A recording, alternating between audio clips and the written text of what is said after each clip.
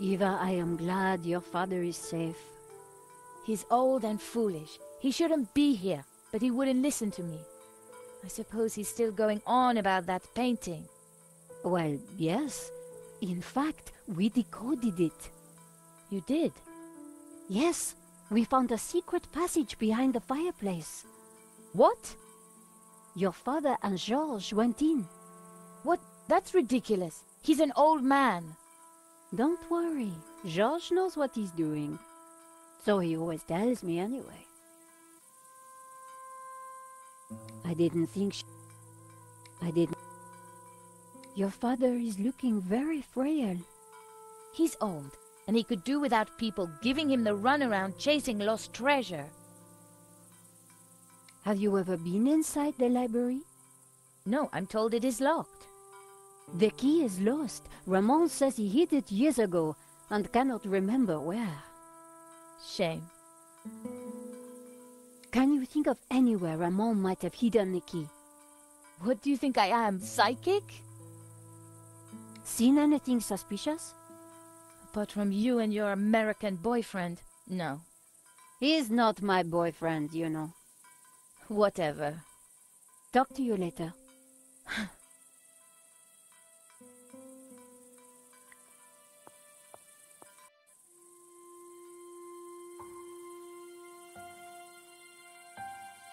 Aren't goats cute? I do wonder why Georges has such an aversion to these noble creatures.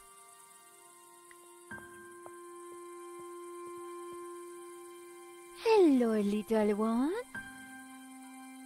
Hello! Don't suppose you have any more of those rich tea biscuits? I've had it up to here with apples. I can tell you. Mon Dieu, a talking goat, so it's true. Goats can talk. Only when really animated. Georges has a real thing about goats. I know. Truth is, if it wasn't for George's fear of goats, Yes. we'd never get cast again, would we? Don't tell anyone, no, will you? For terrible wrath will descend upon you, etc., etc., etc. Until next time, my sweet.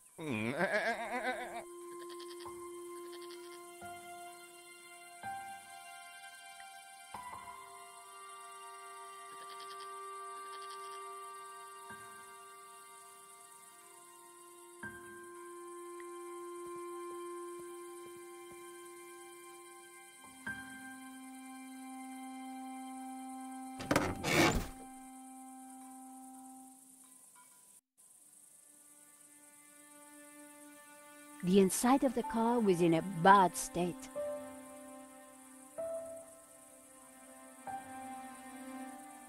The dashboard seemed intact, but this old family car would never drive again. A 5T71. Extraordinary. An old pair of shoes. The floor of the car was littered with keys from sardine cans. Someone had been sleeping in the car, but long, long ago. Tin can keys. Tin can keys. Tin can keys. In amongst the rubbish on the car floor was an old brandy bottle.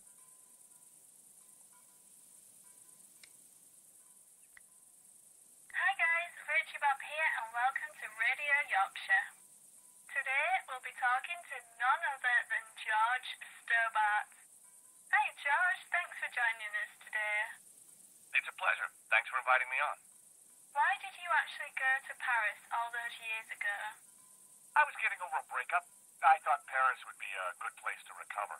Peaceful, foreign, exotic, and with so many beautiful women. Who knew? Is that explosion explosion had never happened, what do you think he would be doing now? I'd probably be a lawyer, making lots of money. Of course, doing work for the greater benefit of mankind. Beautiful wife, 2.3 beautiful children, a pet, maybe a goat. Have you ever thought about changing your beautiful hairstyle? Actually, I have already. A number of times. 5, in fact, I think. What is your definition of happiness? A puzzling, thrilling adventure with Nico at my side. And she's in a good mood, too, of course.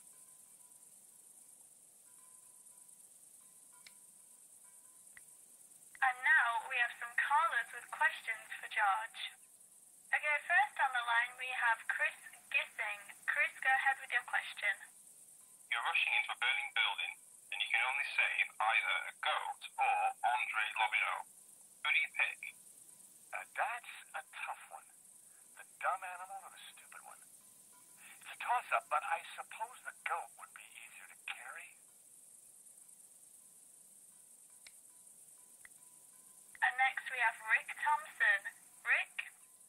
Hi, George. I'm a massive fan. Do you feel that Hollywood and the publishing industry are trivializing the kind of dangerous situations you've actually experienced whilst investigating your previous cases? Is it right that Hollywood actors stage fight with mock Templars to solve their riddles, while you were tussling with a genuine article?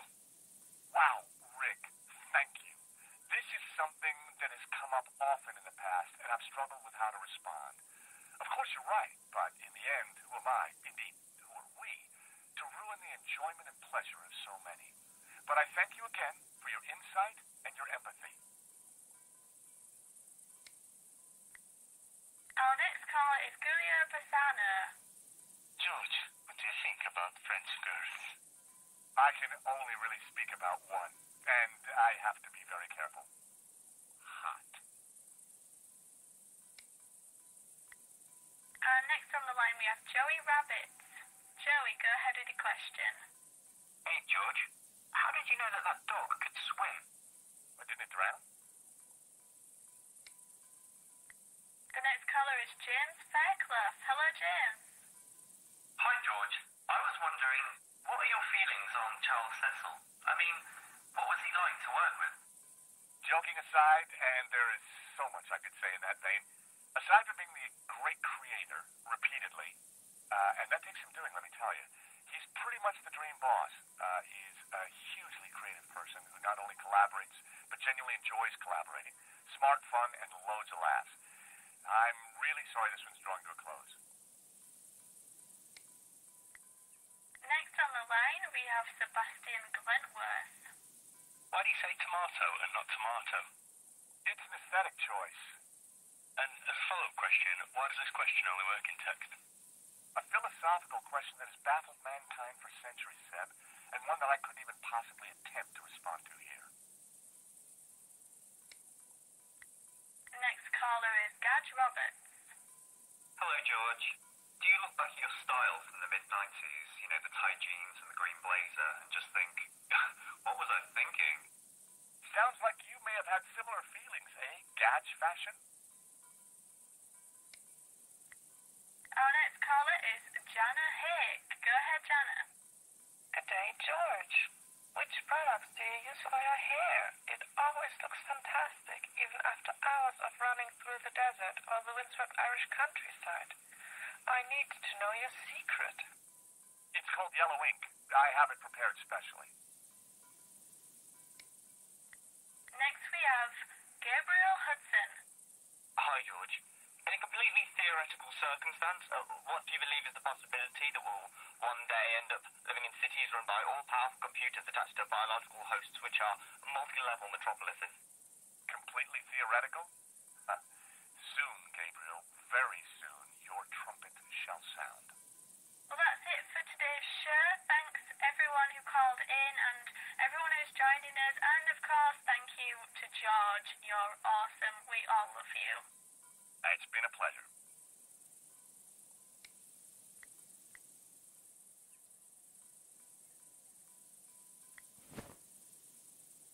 In amongst the mess was an old book. I picked up what looked like an old diary. It was Ramon's.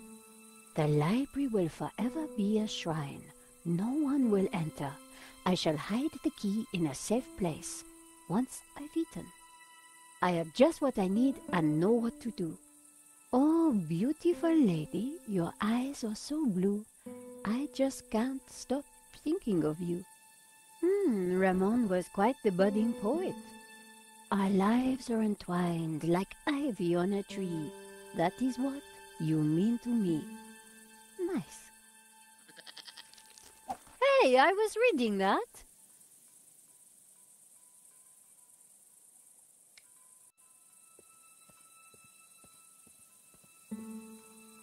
Have you no respect for great art?